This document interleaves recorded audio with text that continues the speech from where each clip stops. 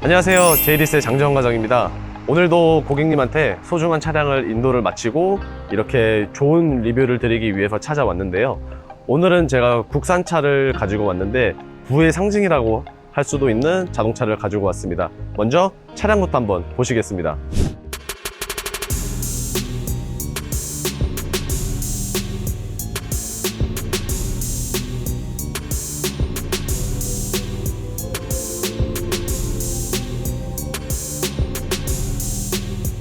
바로 이 모델이 제가 오늘 여러분들한테 리뷰할 차량인데요. 부의 상징이라고도 할 수 있는 바로 그랜저입니다. 현재 굉장히 세련된 디자인을 가지고 있어서 옛날 과거의 각진 디자인과는 굉장히 상반되게 약간 모던한 느낌을 주고 있는데요. 우선 전면부터 한번 보시겠습니다. 전면 같은 경우에는 지금 보시는 것처럼 그릴이 상당히 멋스럽게 바뀌었다는 것을 보실 수가 있으실 거예요. 또한 지금 보이지는 않으시겠지만 깜빡이를 켜실 경우에는 라이트에서 점등되는 게 아니라 그릴에서 이런 식으로 이제 화살표 모양으로 점등이 되신다고 보시면 되겠습니다. 언더 부분에는 지금 보시는 것처럼 크롬으로 마감이 되어 있기 때문에 훨씬 더 고급스럽고 확실히 부의 상징이라는 느낌을 계속해서 주고 있고요. 그리고 가운데에 마크가 있으며 마크 바로 밑에는 전방 카메라가 있는데 전방 카메라가 있다 보니까 어쨌든 간에 서라운드 뷰를 지원한다는 것을 아실 수가 있습니다. 확실히 고급집니다. 일단은 다이나믹하거나 퍼포먼스가 있다라고 말을 하기보다는 고급진 느낌이 조금 더 있다라는 훨씬 더 강하게 있는데요. 전면만큼이나 측면 또한 굉장히 멋있는데요. 측면 한번 가보겠습니다. 전면만큼 멋있는 게 바로 저는 또 측면이라고 생각하는데요. 하나씩 제가 차근차근하게 설명을 한번 드려보겠습니다.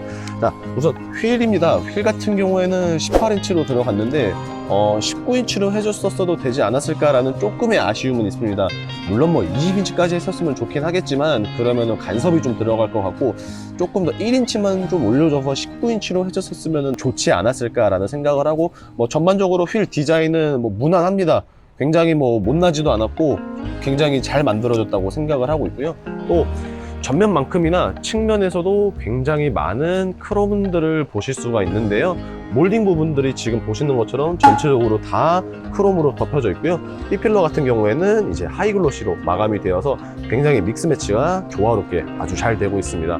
전체적으로 확실히 그랜저라는 게 우리나라에서 준준형 세단을 담당을 하고 있는데요. 그렇다 보니까 꽤나 전장 길이가 넓다는 것도 볼 수 있습니다.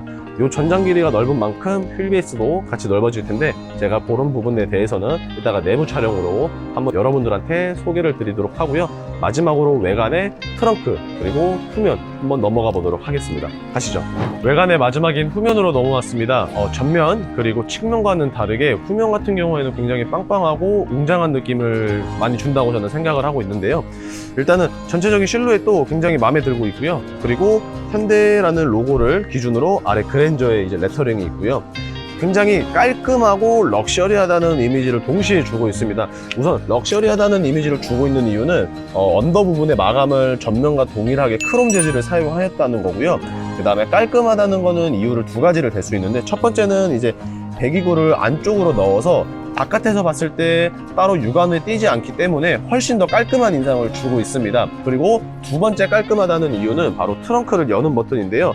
현대 로고를 기준으로 상위 부분을 살짝 눌러주시면 이렇게 트렁크가 열리게 되는데 이 그랜저 차량 현재 하이브리드 모델이긴 한데요. 지금 라인업은 대략적으로 준대형에 빠져 있습니다. 그렇다 보니 트렁크 공간이 굉장히 넓게 사용할 수 있다는 건데 제 개인적인 아쉬움 두 가지는 있습니다. 첫 번째는 폴딩은 지원하지 않다는 점. 아무래도 럭셔리 패밀리 세단이다 보니까 폴딩 기능은 따로 지원을 하지 않고요.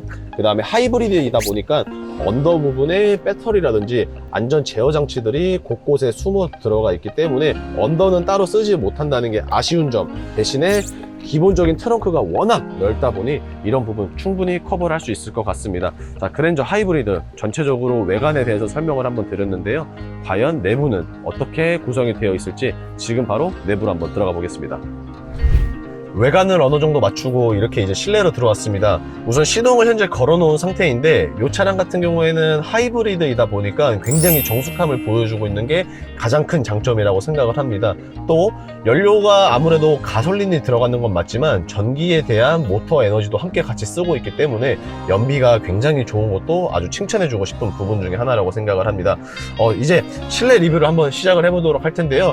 일단 핸들 같은 경우에는 특별하게 뭐 팔자 형태의 지금 디자인을 주고 있는 것 같은데 뭐 깔끔합니다. 우선 뭐 그립감이 그렇게 나쁘지도 않은 것 같고요. 굉장히 깔끔하게 있는데 한 가지 아쉬운 점이 있다라고 하면은 계기판인 것 같습니다. 요즘 나오는 차량들이 대부분이 다 전자계기판이 나오는 반면에 약간 아날로그 타입의 이제 계기판이 지금 들어가 있다는 게 보이실 텐데요. 이 부분이 조금 아쉽기는 하지만 어찌됐든 국산차의 최고의 장점, 옵션, 그리고 등급을 내 마음대로 설정을 하실 수가 있겠죠. 그래서 이런 부분은 충분히 커버가 될 거라고 생각은 하고 있습니다. 두 번째는 디스플레이인데요. 디스플레이에 지금 터치감도 굉장히 우수하게 나와 있고요. 그리고 크기가 크다 보니까 시안성에 대해서는 굉장히 칭찬을 해주고 싶습니다. 조금 아쉬운 게 한 가지 있다면 바로 센터 페시아인데요. 센터 페시아 개인적으로 버튼이라는 부분에 대해서는 저는 만족을 합니다.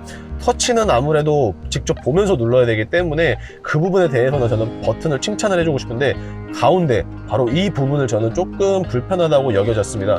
지금 버튼이 4개가 있다는 게 보이실 텐데요. 이 버튼들 각각 어떠한 기능들을 하고 있는지는 아무도 모릅니다. 저도 처음에 탔을 때 이게 무슨 버튼인가 한번 싶은 마음으로 눌러봤는데요. 눌러보니까 그때서야 이제 기능을 알게 되었습니다. 양 사이드에 있는 버튼 같은 경우에는 온도를 조절하는 거고요. 그 다음에 좌측에서 두 번째 버튼 같은 경우에는 공조기의 세기를 조절하는 버튼이고요. 그 다음에 우측에서 두 번째는 바람의 방향을 조절해주는 버튼인데 이런 부분에 대해서 조금이라도 그림이라든지 이렇게 좀 나타내 줬으면 어땠을까라는 아쉬움은 있습니다. 자, 그리고 기어 같은 경우에는 조그 스타일이 아니라 버튼식인데요. 그렇다 보니까 따로 튀어나온 게 없어서 마감 자체가 굉장히 깔끔하다움을 주고 있습니다. 그리고 그랜저 굉장히 부의 상징이라고 제가 계속 강조를 드리는데요. 무선 충전 기능 당연히 있고요. USB가 2가지를 넣을 수 있는 USB 단자가 확인이 되어 있습니다. 따로 쓰시지 않을 때는 이렇게 깔끔하게 그냥 닫아주시면 평평한 이미지를 주기 때문에 이런 부분에 대해서는 확실히 국산차가 조금의 디테일은 더 잘 만들지 않았나 라는 생각을 한번 해보고요. 그리고 사이드 브레이크 같은 경우에는 전자식이 들어가게 되죠. 그렇다 보니까 오토홀드 당연히 지원되고요.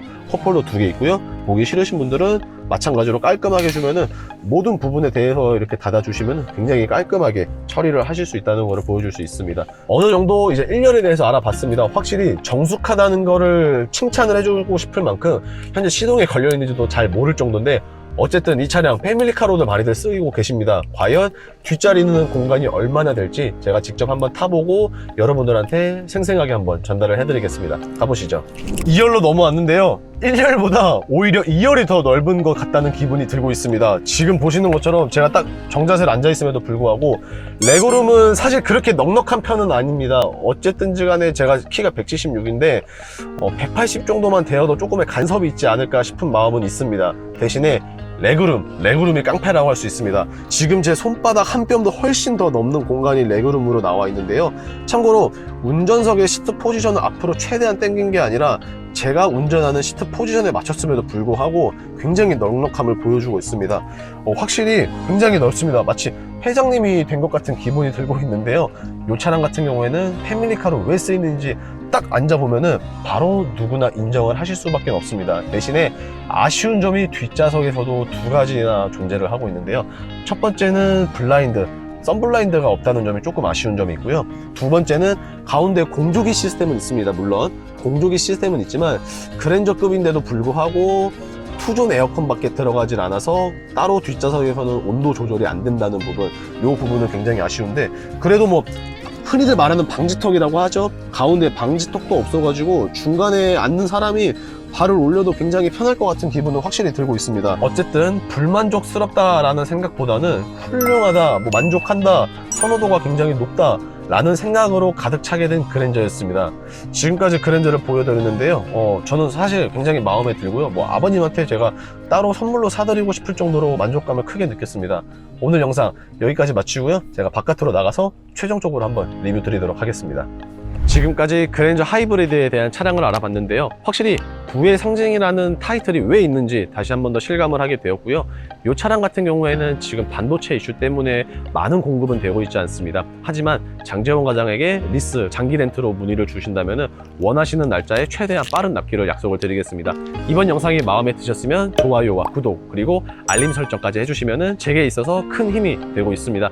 차량에 대한 궁금하신 점이나 문의사항 있으시면 언제든지 연락 주시길 바라겠습니다. 안녕히 계세요.